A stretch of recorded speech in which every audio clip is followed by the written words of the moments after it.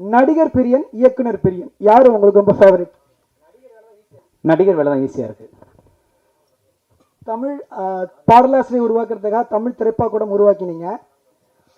அடுத்து சினிமாவில் இருக்கிற 24 டிபார்ட்மெண்ட்லையும் மக்களுக்கு நம்ம ஸ்டூடெண்ட்ஸுக்கு வாய்ப்பு தரணும்னு சொல்லிட்டு தமிழ் திரைக்கூடம் அப்படிங்கிற ஒரு நிறுவனத்தை உருவாக்கினீங்க. அடுத்து என்ன பண்ண போறீங்க? பயங்கரமாக இருக்குது. விஜய் சாட்டை கேட்க வேண்டிய கேள்லாம் என்கிட்ட கேட்டுருக்கீங்க. ஒன்றும் பண்ண மாட்டேன். அடுத்து படம் பண்ண அவ்வளோதான். அவர் ரெடியாக போயிட்டார் ஆல்ரெடி. அடுத்து அவங்க சொன்ன மாதிரி அரணம் 2 எப்போ? கொஞ்சம் ஒரு 4 படம் ஹீரோவாக நடிச்சுட்டு அப்புறம் வரேனே. இறுதியாக நிறைய ஒரு குட்டி கேள்வி. நீங்கள் படத்தில் நிறைய மெசேஜ் சொல்லியிருக்கீங்க, குறியீடாகவும் இருக்குது, நேரடியாகவும் சொல்லியிருக்கீங்க. இப்போ இந்த படத்துக்கு அப்புறம் உங்களுக்கு நிறைய ரசிகர்கள் சேர்ந்துருக்காங்க, இங்கேயும் நிறைய இளைஞர்கள் வந்திருக்காங்க. அடுத்த தலைமுறைக்கு நீங்கள் சொல்ல விரும்பும் ஒரு நல்ல விஷயம் தொடங்குயா. சுயம் கொளுத்தி படைப்பாளனாகிய தமிழ் தாய்க்கு வணக்கம். மேடையில் வீட்டிருக்கக்கூடிய அன்பர்களுக்கு வணக்கம். என்றும் நான் மதிக்கக்கூடிய அன்பு நிறை பத்திரிகை ஊடக அன்பர்களுக்கு வணக்கம். தமிழ் திரைப்பாக்கூட சொந்தங்களுக்கு வணக்கம். அனைவருக்கும் வணக்கம். நீங்கள் கேட்ட கேள்விக்கான பதில் அவர் எங்களுடைய நௌசத் சார் சொன்னார். அறம் வெல்லும். அதுதான் செய்தி. என்றைக்குமே அறம் வெல்லும். எத்தனை துயர் வரினும் எத்தனை தடை தரினும் அனைத்தையும் தகர்த்தெறிந்து என்றும் முடிவில் அறம் வெல்லும். அதுதான் அரணத்துடைய கண்டென்ட்டு. என்னங்கடா எப்போ பார்த்தாலும் 4 பேர் மேடையில் உட்காந்துருக்கீங்கன்னா நாங்கள் என்னங்க பண்ணுறது? கூப்பிட்டா தானே, கூட்டம் வந்தால் தானே. நாங்கள் தான் வர்றோம், அதனால் நாங்கள் 4 பேர் தான் இருக்கோம். கூப்பிட்டுலாம் பார்த்தாச்சு, சரி பரவாயில்ல. ஏன் அதான் ஆடியோ லஞ்சில் கூப்பிட்டு விட்டுற வேண்டியதானே நினைக்கிறீங்க. இருந்தாலும் கூப்பிட்டேன் ஒரு மரியாதைக்கு, சரி அது பரவாயில்ல. அதே டைலாக் ரிப்பீட் போட்டுக்க வேண்டியது. ஆடியோ லஞ்சில் வந்து கண்டென்ட்டு சிறு புள்ளி பெரும்புள்ளி சேஃப். சரி, ரொம்ப மகிழ்ச்சியான மேடை. இது ஒரு 2 பகுதியாக பேசுகிறேன். முதல் பகுதியை கொஞ்சம் சாஃப்டாக ஆரம்பித்து அந்த விஷயத்தை சொல்லிவிட்டு, 2வது பகுதியில் வழக்கம் போல் நம்ம சில விஷயங்கள்லாம் கொஞ்சம் சொல்ல வேண்டியிருக்கு. அது நாளைய பேருக்கு பயன்படும். நான் கற்றுக்கிட்டதையும் கொஞ்சம் சொல்ல வேண்டியிருக்கு இந்த ரிலீஸில். அதை 2ஐயும் பேசிடுறேன். ஸோ முதல்ல இந்த சிங்கப்பாதை ரஜினி சார் காயினை சுண்டுவார், அந்த மாதிரி புத்தர் ஹிட்லர் மாதிரி ஃபஸ்ட்டு சாஃப்டாக போயிடுறேன்.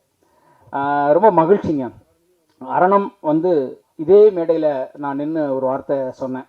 இந்த படத்தை வந்து எவ்வளோ சிக்கல் இருக்குது இந்த சினிமாவில், இதை சுற்றி இருக்கக்கூடிய பிரச்சனைகள் எல்லாத்தையும் பேசி நான் நிற்கும் பொழுது ஒரே ஒரு நம்பிக்கை மட்டும்தான் இருந்தது. இந்த கதை நல்ல கதை, அதுக்கான உழைப்பை நான் தருவேன் அப்படின்றது. அதை இன்னைக்கு செய்து அது ஒரு 2024ஆம் ஆண்டின் முதல் 25 நாள் வெற்றி படம்ன்றது சாதனை. இனி அதை தவிர்க்க முடியாது.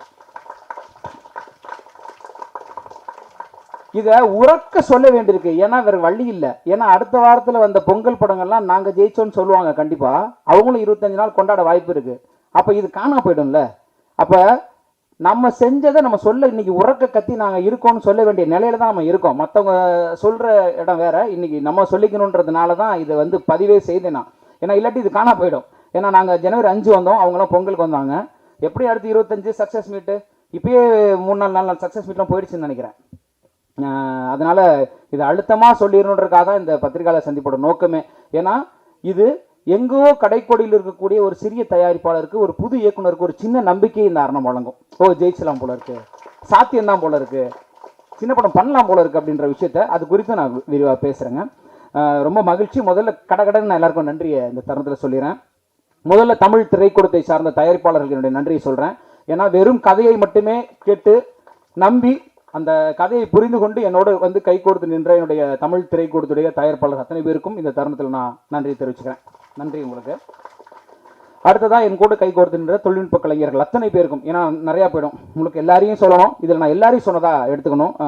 ஒளிப்பதிவாளர் ஆரம்பித்து, படத்தொகுப்பாளர் ஆரம்பித்து, இசையமைப்பாளர் ஆரம்பித்து எல்லாரையுமே நான் இதில் சொல்லிடுறேன். என்னுடைய நடன இயக்குநர்கள் ஆரம்பித்து எல்லாரையும் மொத்தமாக ஒருத்தரையும் நான் விடலை அப்படின்னு எடுத்துக்கணும். உதவி இயக்குநர்கள் ஆரம்பித்து, எனக்காக லைட் பிடிச்சவங்க, லைட்டை மேலே போட்டவங்க, அதில் ஆரம்பித்து நான் எல்லாருக்கும் இந்த தருணத்தில் வண்டி ஓட்டினவங்க முதற்கொண்டு மொத்தமாக சொல்லிடுறேன். அவங்க எல்லாருடைய கலவை தான் காரணம். அவங்க எல்லாருக்கும் இந்த வெற்றி போய் சேரும். அவங்க எல்லாருக்கும் இது சாத்தியம். அவங்க எல்லாருக்கும் இதை நான் பகிர்ந்துக்கிறேன். 1.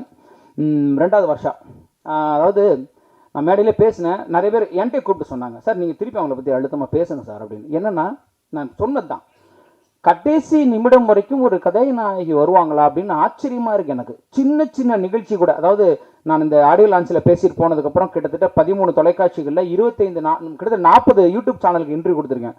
எல்லாத்துக்கும் சலிக்காமல் சாப்பிட நேரம் இல்லை. ஒவ்வொரு இன்டர்வியூக்கும் வந்து கூட வந்து உட்காந்து அந்த படத்துக்கான ப்ரொமோஷனை பண்ணுறாங்க. ஏன்னா அந்த இன்னொரு பொண்ணு வரல, அந்த இன்னொரு பையன் உயிரோடு இருக்கானா இல்லைன்னு எனக்கு தெரில, அவங்களாம் எங்கே இருக்காங்கன்னு தெரில, ஆனால் வரவே இல்லை. அதை நான் விட்டுருங்க. இவங்களாம் எவ்வளோ தூரம் கூப்பிட்றது. அவங்கவுங்க படத்துக்கு அவங்க தான் வேலை செய்யணும். நம்ம ஹரிவுத்ரா சார் கூட சொன்னார், தூக்குதுறையில் இருந்த பிரச்சனை எல்லாம் யாரும் வர மாட்டேங்கிறாங்கன்னு. சரி, அது வேணாங்கிறாரு. சரி, அதனால் அதோடைய வலிமை என்னன்னு எனக்கு தெரியுது.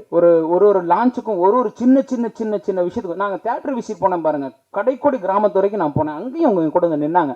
அது வந்து பெரிய விஷயம். ஒரு கதைநாயகி வந்து அவ்வளோ செய்யணும்னு அவசியம் இல்லை. அது அவங்களுடைய அந்த அர்ப்பணிப்பை காமிக்குது. ரொம்ப ரொம்ப நன்றி வர்ஷா, ரொம்ப நன்றி, ரொம்ப சிறப்பு. மற்ற என்னுடைய அனைத்து பேருக்கும் நன்றியை திருப்பி சொல்லிக்கிறேன் ஒட்டுமொத்தமாக. அடுத்ததாக ஹரிவுத்ரா சார், அதாவது நான் ஓடுறேன், எனக்கு ஒரு விஷயம் இருக்குது, எனக்கு அதை செஞ்சாகணும்னு இருக்குது அப்படின்னா அது அவருக்கும் இருக்கணும்னு அவசியம் இல்லை. அப்போ அவருக்கும் அதே நேர்த்தியும் காதலும் இருந்ததால் மட்டும்தான் இது சாத்தியம் ஆச்சு. அவர் இல்லைன்னா அது சாத்தியம் இல்லை. உத்தரா ப்ரொடக்ஷன் இல்லைன்னா அது சாத்தியம் இல்லை. நான் போகிறேங்க அப்படின்னா நான் மட்டும் இப்படி போகிறது, நீங்கள் வாங்க சார் சொல்லி என்ன வேணால் பண்ணலாம் அப்படின்னு சொல்லி கான்ஃபரன்ஸ் காலில் போட்டு எத்தனை தேட்டர் ஓனர்கள்ட்ட பேசியிருப்போம், எத்தனை பேர்கிட்ட பேசியிருப்போம், எங்கள் போஸ்ட் வைக்கல என்னென்னமோ அவ்வளோ இழுத்துட்டு என் கூட ஓடினார். ஒரு வெளியீட்டாளர் வந்து சென்சார் ஸ்கிரிப்டுக்கு வரணும் அவசியம் இல்லை, எல்லாத்துக்கும் வேலை பார்த்தார் அவர். அப்படி ஒரு வெளியீட்டாளர் கிடைப்பாரான்னு எனக்கு தெரில. அப்படி யாருக்காவது உங்களுக்கு வேணும், சரியான ஒரு வெளியீட்டாளர் வேணும், உங்களுடைய படத்தை அடுத்த கட்டம் கொண்டு போகணும், இந்த இடத்தில் நான் உரிமையோடு பரிந்துரை செய்கிறேன், ஹரிவுத்ரா அவர்களை தொடர்பு கொள்ளணும். அவர் படமாக அதை எடுத்து அவர் வேலை செய்வார். அதனால தான் இன்றைக்கி இந்த மேடை கூட சாத்தியம் அவருடைய ஒத்துழைப்புனால தான், இல்லைன்னா இந்த மேடை சாத்தியம் இல்லை. நான் படம் பண்ணிட்டேன்னு வச்சு நான் என்ன பண்ணுறது, அதை கொண்டு போய் சேர்ப்பதற்கான அந்த நேர்த்தி தான். நன்றி சார், அந்த தருணத்தில் மகிழ்ச்சி. அத்தனை பேருக்கு நன்றி சொல்லிட்டு நினைக்கிறேன். நான் விஷயத்துக்கு போயிடுவோம். அரணம் என்ன செய்தது, என்ன தந்தது? இதே மேடையில் நான் ஒரு வார்த்தை சொன்னேன், இந்த படத்தில் இவ்வளோ பிரச்சனை இருக்குது, இந்த புது படம், இந்த சின்ன படங்களுக்கு இவ்வளோ சிக்கல்கள் இருக்குது, எங்களை சுற்றி இவ்வளோ போராட்டங்கள் இருக்குது, எங்களை ரிலீஸ் பண்ண விட்டா பார்ப்போம், எங்களை முதல்ல தியேட்டர் கொடுத்தா பார்ப்போம், எங்களை ஒரு வாரம் நிற்க வச்சாங்கன்னா பார்ப்போம் அப்படின்ற ஒரு வார்த்தையை நான் வந்து இந்த மேடையில் பதிவு செய்திருந்தேன். அதில் எனக்கு 2 வகையான அழைப்பு வந்தது. அன்றைக்கி நான் பேசிட்டு கீழே இறங்கின உடனே எப்படி பார்த்தாலும் ஒரு 50-60 அழைப்பு. தம்பி வளர்ந்து வர்றீங்க, ஏன் இப்படி, அதாவது அக்கறையான மிரட்டெல்லாம் வந்தது எனக்கு. உன் வேலையை பாடுறா அப்படிங்கிற மாதிரியான கொஞ்சி சொல்லுவாங்கல்ல, அப்படி கொஞ்சியெல்லாம் சொன்னாங்க. அதுக்கெல்லாம் சார் தெரிஞ்சுதானே நம்ம பேசுகிறோம் அந்த மேடையில் ஏறி, இந்த பிரச்சனைகளை, இந்த அரசியலை, இந்த சிக்கல்களை பேசுகிறோம்.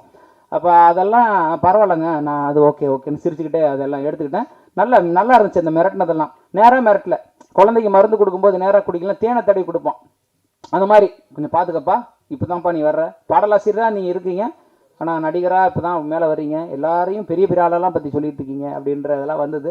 எனக்கு ஒரு புன்னகை தான் இருந்தது. நானும் இது கால் வரும்னு தெரிஞ்சுதான் நம்ம பேசுகிறோம், அதனால் அது இருந்தது. அதே இன்னொரு புறம் பார்த்தீங்கன்னா பெரிய வரவேற்பு இருந்தது. அவ்வளவு தயாரிப்பாளர்கள் பேசும்போது எனக்கு அவ்வளோ மகிழ்ச்சியாக இருந்தது. சார் சத்தியமான உண்மை பேசுனீங்க சார், சத்தியமாக பேசுனீங்க சார், எங்கள் சார்பாக பேசுனீங்க சார், ஒன்றும் பண்ண முடியல சார் பேசும்போது அவ்வளோ மகிழ்ச்சியாக இருந்தது. அதோட சிறப்பான மகிழ்ச்சி என்னன்னா, அதிலிருந்து பார்த்தீங்கன்னா பேசுபொருள் முழுக்க ஒரு 4 வாரம் நம்ம கண்டென்ட் தான் இருந்துச்சு. கடைசி இப்போ எஸ்எஸ்சி பேசின வரைக்கும், போன நிகழ்ச்சி வரைக்கும் நம்ம கண்டென்ட் தான் போயிட்டு இருக்கு. ரொம்ப மகிழ்ச்சி. பத்திரிகையில் பார்த்தீங்கன்னா சின்ன படத்துக்கு பிரச்சனையா, இந்த விஷயங்கள் ஏன் ரீரிலீஸ் படத்துக்கு பிரச்சனை, இப்படின்னு நம்ம என்ன பேசணுமோ, பெரிய பட்ஜெட் படங்கள் இருக்கக்கூடிய சிக்கல்கள், அது எல்லாமே வந்து அடுத்தடுத்து ஒரு பெரிய விவாதமாக வந்தது. இந்த அறிவார்ந்த விவாதத்துக்காகவும் இந்த பேச்சுக்காக மட்டுமே தான் நான் இதை பேசினேன். அது ஒர்க் அவுட் ஆகிடுச்சு, அது போய் சேர்ந்துச்சுன்றதுல எனக்கு ரொம்ப ரொம்ப மகிழ்ச்சி, ரொம்ப நன்றி எனக்கு இந்த தருணத்தில். ஏன்னா இது எனக்காக நான் பேசலை, அது ஒட்டுமொத்த எனக்கு அப்புறம் இருக்கக்கூடிய சினிமாக்காக நான் பேசினேன். அது கடைசி வரைக்கும் பாடுபொருளாகிட்டு இருக்கு. ஒரு கேப்டன் மில்லருடைய ஒரு ரிவ்யூலாம் ஒருத்தர் சமத்துட்டு திட்டிருந்தார், பார்த்தேன் நான். எங்களுக்கு படம் பண்ண சொன்னால் உங்களுக்கே பண்ணிக்கிறீங்களாடான்ற மாதிரிலாம் இருந்தது, பார்த்தேன் நான். ஸோ ஒரு 1000 துப்பாக்கி, ஒரு 50,000 புல்லட்டு தோட்டாக்கள், ஒரு 5 லாரி ரத்தமாக இருக்குது இன்றைக்கி சினிமா அப்படின்றத வந்து நான் சொல்லலை. நான் பேச ஆரம்பிச்சதுக்கப்புறம் ஃபுல்லாக பேசிகிட்டு இருக்காங்க. அது நல்ல விஷயம், அது சரியான களமாக தான் இருக்குது. மனநல காப்பாற்றுக்கு அனுப்புகின்ற வரைக்கும் போயிடுச்சு அந்த கண்டென்ட். ஸோ அந்த வகையில் அது திரும்பி சினிமா பேசுன்றதில் எனக்கு ரொம்ப மகிழ்ச்சி. இப்போ நான் இந்த அரணம், இந்த 25வது நாள், இந்த மேடை என்பதை எனக்கு மேலே ஏறும்போது சொன்னாங்க, சார் தயவு செஞ்சு நீங்கள் வந்து நல்ல விஷயம், நல்லதை மட்டும் பேசிட்டு சத்தம் இல்லாமல் இறங்கிடுங்க, போதும் அப்படின்னாங்க. அவங்களுக்கு எல்லாருக்கும் நான் ஒரு சிரிப்பு தான் கொடுத்தேன். அப்படி பண்ண முடியாது. ஏன்னா நான் ஏறும்போது ஆடியோ லான்ச்சில் சொன்னேன், நான் இதில் என்ன வந்தாலும் ஏற்றுக்கிறதுக்கு, தோற்றாலும் அதை ஏற்றுக்கொள்வதற்கு தயாராகத்தான் அந்த மேடையில் நிற்கணும்னு அன்னைக்கு சொன்னேன். இன்னைக்கு ஜெயிச்சு நிற்கும் போது அந்த ஃபார்முலாவை சொல்ல வேண்டியிருக்கு. இன்னைக்கு இதுக்கு ரொம்ப ரொம்ப ரொம்ப ரொம்ப முக்கியம். ஃபர்ஸ்ட் இந்த இடத்துல நான் வணங்க வேண்டியது பத்திரிகையாளர்கள் தான். ரொம்ப ரொம்ப ரொம்ப ரொம்ப நன்றி. நீங்கள் அந்த கருத்தை எடுத்துக்கொண்டு போனா எனக்கு தெரியும். நான் அந்த பேசி முடிச்சிங்க வந்தபோது கிட்டத்தட்ட ஒரு 50 பத்திரிகையாளர் வந்து கரங்களை கொடுத்து சூப்பராக பேசுனீங்க சார்னு சொன்னீங்க. இதுதான் விஷயம். ஒரு நல்ல எழுத்தாளனுக்கு, ஒரு நல்ல கலைஞனுக்கு, ஒரு நல்ல பத்திரிகையாளனுக்கான நேர்மை அதுதான். அது என்னவோ அதை நீ சரியா பேசுறியா அப்படின்னு சொல்லி என்னை வந்து நீங்க ஊக்கப்படுத்துனீங்க. அதே மாதிரி அதை கொண்டு போய் சேர்த்தீங்க இந்த பிரச்சனைகளை. அது வந்து நிச்சயமா ஒரு பெரிய விஷயம். இப்போ நான் வந்து என்ன நடந்ததுன்னு ஒரு ஐடியா புது தயாரிப்பாளர்கள் சொல்லிட்டு இதை முடிச்சுக்கிறேன் இந்த விஷயத்த. ஏன்னா இந்த பாராட்டுகள் நாங்கள் ஜெயிச்சிட்டோன்னு பேசுறதை விட அது பண்ணிட்டோம் எப்படி பண்ணோன்றது சொன்னால் எனக்கு அப்புறம் வரக்கூடிய ஒரு 2-3 ப்ரொடியூசருக்கும் ஒரு இயக்குநர்களுக்கும் உதவுன்னு நினைக்கிறேன். ரொம்ப சிம்பிளுங்க. என்னைக்குமே ஒன்று மட்டும்தான் நிச்சயம், கண்டென்ட் என்னைக்குமே ஜெயிக்குதுங்க. கண்டிப்பாக கண்டென்ட் ஜெயிக்குது. அதை மட்டும் சரியாக செய்யலைன்னா போச்சு. எனக்கு தெரிந்து நான் இப்போ கதை கேட்டுட்ருக்கேங்க, ஒரு நிறைய கதைகள் கேட்க ஆரம்பிச்சுட்டேன் தொடர்ந்து. அவர் கதை கேட்டால் போதுன்றாங்க ப்ரொடியூசர்ஸ். நான் அது தொடர்ந்து அது இருக்குதுன்னு நான் பார்க்குறேன். ஹீரோ கதை கேட்டால் போதும், நாங்கள் அவர் கால்ஷீட் இருக்கா, அவர் கதை கேட்டாரா, எனக்கு ஓகேன்னு சொல்கிற தயாரிப்பாளர்களை நான் ஒன்றுமே இல்லைங்க. நானே பார்க்குறேன்னா எவ்வளோ பேர் அப்படி வருவாங்க. தயவு செஞ்சு கதையை முடிவு பண்ணாமல் தயவு செஞ்சு ஹீரோ வேணாங்க. நீங்கள் கதை தான் ஹீரோ, கதை தான் காப்பாற்றுது. போன வருஷம் அதான் பண்ணியிருக்கு சினிமா. நீங்கள் யோசிச்சு பாருங்க, கடைசி வரைக்கும் ஜெயிச்சிருக்குது கதை உள்ள படம் தான் ஜெயிச்சிருக்கு. நீங்கள் 300 கோடி கொடுத்தாலும் தூக்கி போட்டு போயிட்டே இருக்கான் அன்னைக்கு. அது ரொம்ப தெளிவாக இருக்குது. அதை இப்போ வரைக்கும் பார்த்தோம். இந்த சமீபத்தில் 2024 அதை வந்து நிரூபிக்குது. ஆடியன்ஸ் ரொம்ப ரொம்ப தெளிவாக இருக்காங்க. ஆடியன்ஸ் ரொம்ப கிளியராக இருக்காங்க. எனக்கு இதுதான் வேணும், அது சின்ன பட்ஜெட்டாக பெரிய பட்ஜெட்டாக இல்லை, நல்லா இருந்தால் நல்லா இருக்குது, நல்லா போங்கடா அப்படின்னு போய்கிட்டே இருக்கான். அதில் ரொம்ப தெளிவாக இருக்காங்க. அதனால் தயவு செஞ்சு தயாரிப்பாளர்கள், நான் ஆரம்பத்தில் பார்த்தது என் கூட வந்த படங்கள் எல்லாம் ஜெயிச்சிருக்குன்னு நான் ஆசைப்பட்றேன். ஆனால் என் கூட தாண்ட முடியல அப்படின்றது எனக்கு என்னென்னு சொல்ல தெரியல. பொதுவாக நான் சொல்லிடுறேன், கண்டென்ட் மட்டும்தான் அதனால் அரணத்தை கொண்டு போய் சேர்க்க முடிஞ்சது. ஒரு தேட்டர்லையும் எல்லா இடத்துலையும் அந்த கண்டென்ட் ஒர்க் அவுட் ஆனதுனால மட்டும்தான் சாத்தியம். அதனால் தயவு செஞ்சு முதல்ல கண்டென்ட்டை இறுக்கி பிடிச்சிக்க வேண்டியிருக்கு. ரெண்டாவது, படம் பண்ணிட்டோம், ரிலீஸ் பண்ணிட்டோம், ரூமில் உட்காந்தா சத்தியமாக ஒன்றும் பண்ண முடியாது. சத்தியம் ஒன்றும் பண்ண முடியாது. ஒரு போராளி மாதிரி கட்டேசி வரைக்கும், தெருக்கோடி வரைக்கும் நீங்கள் நின்று தான் படத்தை ரிலீஸ் பண்ணி ஆகும். நான் செஞ்சேன், இன்னைக்கு வரைக்கும் செஞ்சுட்டு இருக்கேன். இனிமே என் படம் போகிற வரைக்கும் நான் செய்வேன். என்னை சுற்றி இருக்கவங்களே கேட்குறாங்க, ஏங்க விட்டுருங்க. அப்படிலாம் விட முடியாது. ஒரு வேலை செஞ்சுருக்கோம், அதை எப்படி விட முடியும்? ஒன்று செய்யணும், இல்லை செய்யக்கூடாது. வாழ்க்கையில் ஒரே தத்துவம் தான், செய்ய இல்லை செய்யாது. செய்யணும், செஞ்சிடணும், அவ்வளோதான். அந்த வகையில் நான் வந்து சென்னை முழுக்க பயணித்தேன். நல்ல புரிஞ்சிச்சு எனக்கு. நாம் நேரடியாக களத்தில் இறங்கும் பொழுது அதோடைய மரியாதை வேறையாக இருக்குது. ஒரு திரையரங்கும் போய் நிற்கும் போது ஒரு விஷயத்தையும் அழுத்தி கேட்கும்போது, ஏங்க அங்கே பேனர் இல்லை, தருமபுரியில் ஒரு தேட்டரில் பேனர் இல்லை, நாங்கள் இங்கேருந்து பேசுகிறோம், போயிட்டு கான்ஃபரன்ஸில் போட்டு பேனர் இருக்குமே, பேனர் இல்லைங்க, இப்போ நான் உட்காந்துக்கலாம்ல, ஒரு பேனர் தானே, அப்படி விட முடியாது. எனக்கு 100க்கும் மேற்பட்ட திரையரங்கில் ஜனவரி 5 ஒரு திரையரங்கு கொடுத்தாரு. அதுவே எனக்கு பெரிய ஆச்சரியம். நான் பேசின பேச்சுக்கு படமே வராதுன்னு நினச்சேன். படமே ரிலீஸ் ஆகாது, படமே வரப்போறதுன்னு தான் நான் நினச்சேன். திரும்பி பார்த்தா பெரிய ஆச்சரியம். அதுதான் நான் பேசிய அறம். அந்த சரியா தானே பேசுகிறான், அவனு கூட தேட்டரை அப்படின்னு எனக்கு ரிவர்ஸாக ஒர்க் அவுட் ஆச்சு. அப்போ அதை சார்ந்து இருக்காங்கல்ல. உண்மையே சொல்ல போனால் நாங்கள் தேட்டர் என்ன பண்ணுறதுன்னு போராடணும். அவ்வளோ தேட்டர் வந்துருச்சு எங்களுக்கு. கேரளா, கர்நாடகா எல்லாம் கிடச்சிச்சு எங்களுக்கு. அதுக்குள்ளே இருக்கிற விஷயம், நாம் நேரடியாக களத்தில் இறங்க வேண்டியிருக்குன்றதான் இன்னைக்கு நான் அதாவது அந்த இயக்குநர்களோ அந்த டீமே சொல்கிறேன், தயாரிப்பாளர் டீமே நேராக இறங்கி மக்களை சந்திச்சு, திரையரங்க சந்திச்சு, வாசலில் நின்னானுங்க. நான் வாசலில் படம் விட்டு வெளியே வர இடத்துல ஒவ்வொரு தேட்டர் வாசலையும் நான் போய் நின்றுருக்கேன். பிடிச்சிருக்குங்களா, ஓகேங்களா உங்களுக்கு, எல்லாம் தமிழ்நாடு முழுக்க, ஃபஸ்ட்டு சென்னை முழுக்க சுற்றுப்பயணம் போனேன். அதில் தான் நிறைய கற்றுக்கிட்டேன். களத்தில் போய் நின்னா, இன்னைக்கு லைசன்ஸ் உங்கள் படத்துக்கு வரலையே, லைசன்ஸ் வரலையா, கொடுத்த லைசன்ஸ் எப்படியா வராமல் இருக்கும், ஃபோன் அடி, நம்மளால் பிடிச்சி அடிப்பேன். சார் என்ன சார் லைசன்ஸ் வரலன்றாங்க சார், அதெல்லாம் இல்லை, இவரோட அடிப்பார், எப்படி அன்னைக்கு சொல்லுவேன். உங்களுக்கு புரியுதா? உங்களுக்கு போஸ்டர் வைக்கல, பேனர் வைக்கல, சொல்லி தான் அவனு சார், தப்பாக எடுத்துக்காதீங்க சார், நீங்கள் எல்லாரும் வாழ்த்துக்கள் சொன்னீங்க. நான் சொல்லிடுறேன், புது படங்கள் தோற்கப்படுவதே இல்லைன்றதை நான் கற்றுக்கிட்டேங்க. சத்தியமாக தோக்கலை, சத்தியமாக புது படம்லாம் தோக்கலை, சின்ன படம்லாம் தோக்கலை. தேட்டருக்கு போனால் அந்த புது படத்துக்கான போஸ்டரில் பேனர், நான் எல்லா திரையரங்கையும் சொல்லலை, ஆனால் அதை சொல்லி தான் ஆகணும். அப்போ ஃபோன் பண்ணி சண்டை போடுறேன், பேனர் வாட்ஸ்அப்பில் ஃபோட்டோ எடுத்து அனுப்ப சொல்கிறேன், யாரும் அனுப்பி, இந்த பாருங்கள் அங்கே பேனர் இல்லை, மாட்ட சொல்லுங்கள். மாட்டினா தானே தேட்டருக்கு வருவாங்க. அவங்க என்ன நினைக்கிறாங்க, புது படம் யார் வரப்போகிறா, சரிதானங்க. என்னுடைய திரையரங்குகளில், கும்பகோணம் MSM திரையரங்குகளில் ஒரு நாள் மட்டும் 96 டிக்கெட் கலெக்ட் ஆகிருக்கு. காலையில் 11 மணி ஷோ. எப்படிங்க அரணம் படத்துக்கு காலையில் 11 மணிக்கு 96 டிக்கெட் கலெக்ட் ஆகும்? ஒரு விஷயம் யோசிச்சு பார்த்தேன். ஏன்னா 21 நாளாக அந்த படம் ஒரே தேட்டரில் ஓடுது. ரொம்ப சிம்பிள், சஸ்டைன் பண்ணுது இல்லையா படம் அங்கே. ஸோ ஒரு ஆடியன்ஸ் பார்க்குறாங்க, போகிறாங்க, வர்றாங்க. இப்போ நமக்கு என்ன பிரச்சனை, ஒரு படம் நம்ம போட்டிருக்கோம், நம்ம ஒன்றும் பெரிய ஹீரோ படம் கிடையாது இல்லையா. ஒரு கண்டென்ட் போய் சேர்ந்து ஒரு வாரம் கழிச்சு தேட்டருக்கு போனால் அந்த வாரத்தில் படம் இருக்க மாட்டேங்குது. அரணம் கிட்டத்தட்ட இந்த 100 திரையரங்குல நம்ப மாட்டீங்க, வேற லெவல் கலெக்ஷன் வந்திருக்கும். இப்பயும் நாங்கள் வெற்றி தான், பெரு வெற்றியை கொடுத்துருக்கோம். என்ன சிக்கல் வந்ததுன்னா, சார் உங்கள் படம் ஹவுஸ்ஃபுல் ஆனாலும் அடுத்த வாரம் தூக்குவோம். ஏன் சார், நல்லா தானே சார் போயிட்டுருக்கு படம். வெள்ளிக்கிழமை வரைக்கும் தான் சார் உங்கள் படம் இருக்கும், அடுத்த வாரம் உங்கள் படம் இருக்காது. என்ன சார் இருக்காதுன்றீங்க? கலெக்ஷன் நல்லா இருக்கே சார், ஒன்றும் பண்ண முடியாது சார். அடுத்த 2 வாரத்துக்கு பெரிய படம் வந்துருச்சு, உங்கள் படத்தை தூக்கிடுவோம். அதாவது நம்ம ஒரு தொழில் செய்வோம், ஒரு டிஃபன் கடை வைக்கிறோம், நல்லா போயிட்டுருக்கு. இழுத்து மூடிட்டு துணி கடை வைக்கிறோம், நல்லா போயிட்டுருக்கு. அது இழுத்து மூடிட்டு வேற ஒரு கடை வைக்கிறோம்.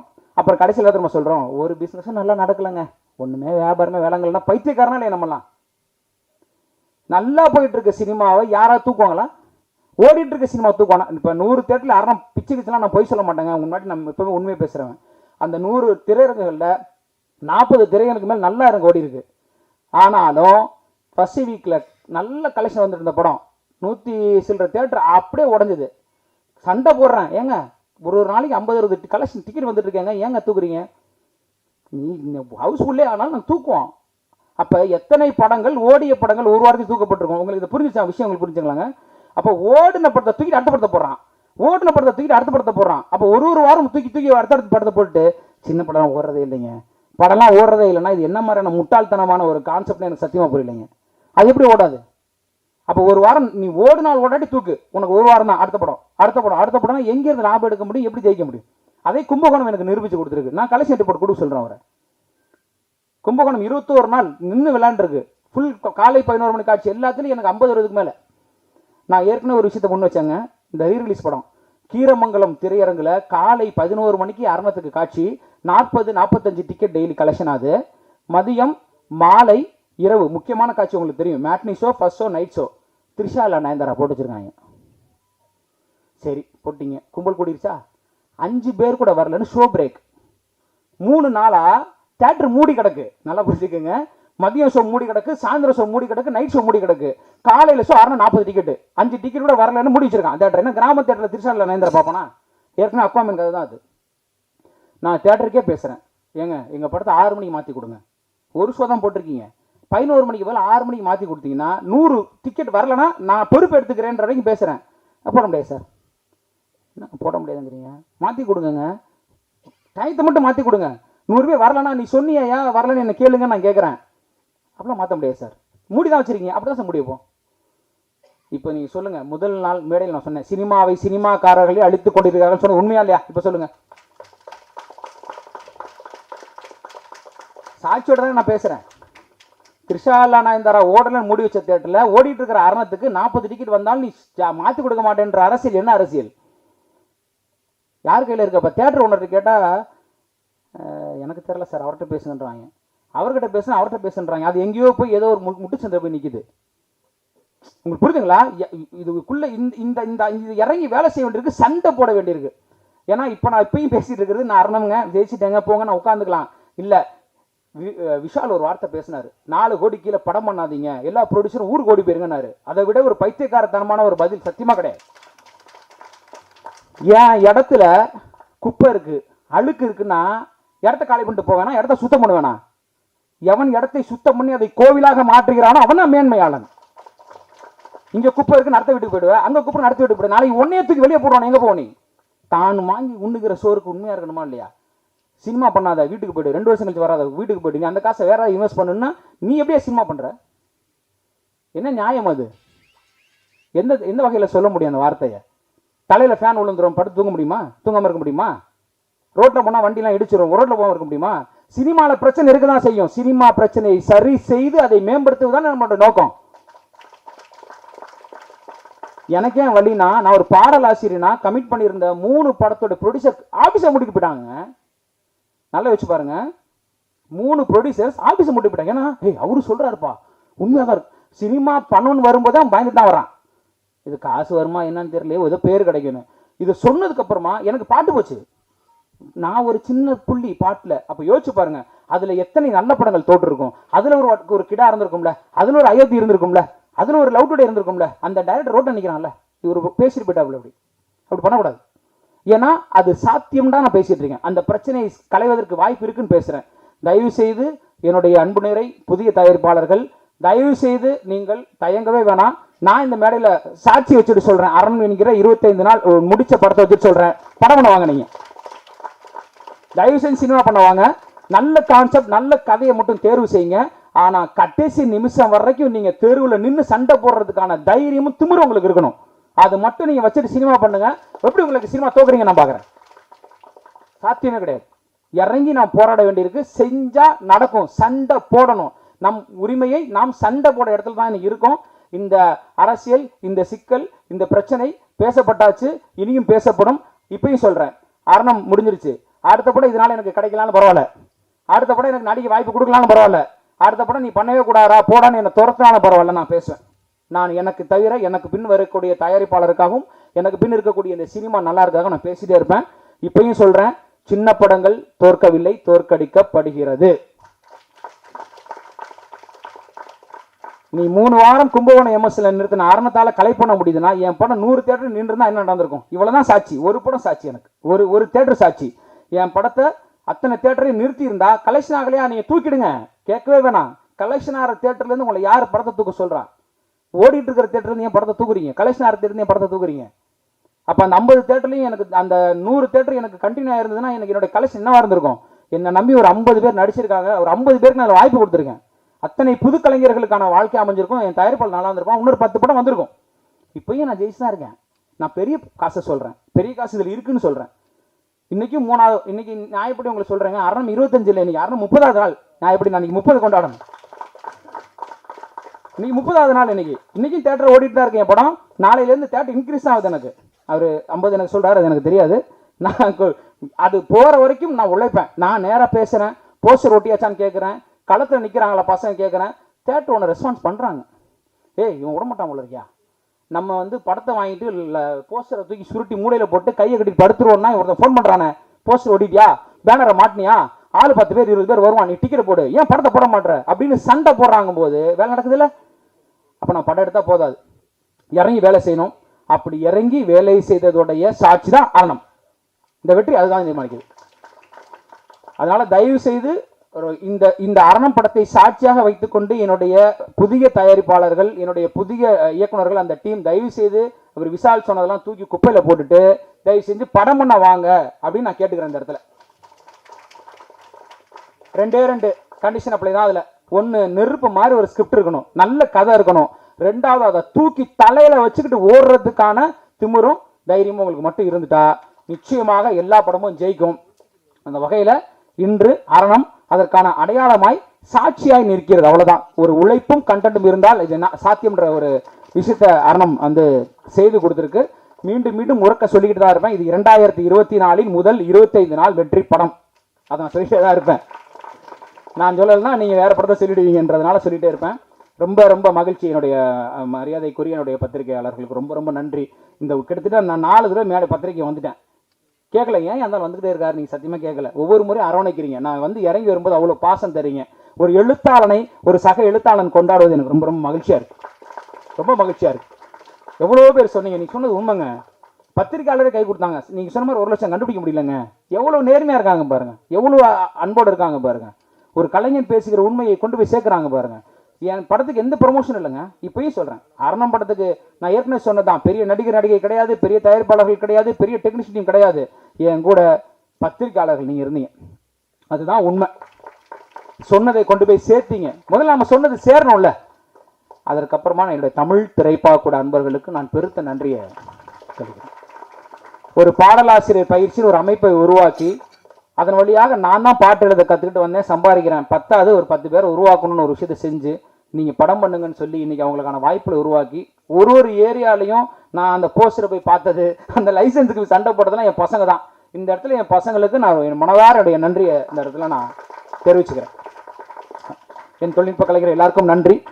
இதை மிகச் சிறப்பாக செய்து கொடுத்திருக்கக்கூடிய என்னுடைய மரியாதைக்குரிய அன்பு நிறை மனவை புவன் அவர்களுக்கும் என்னுடைய மனமார்ந்த நன்றியை நான் அந்த தரத்தில் தெரிவிச்சுக்கிறேன்.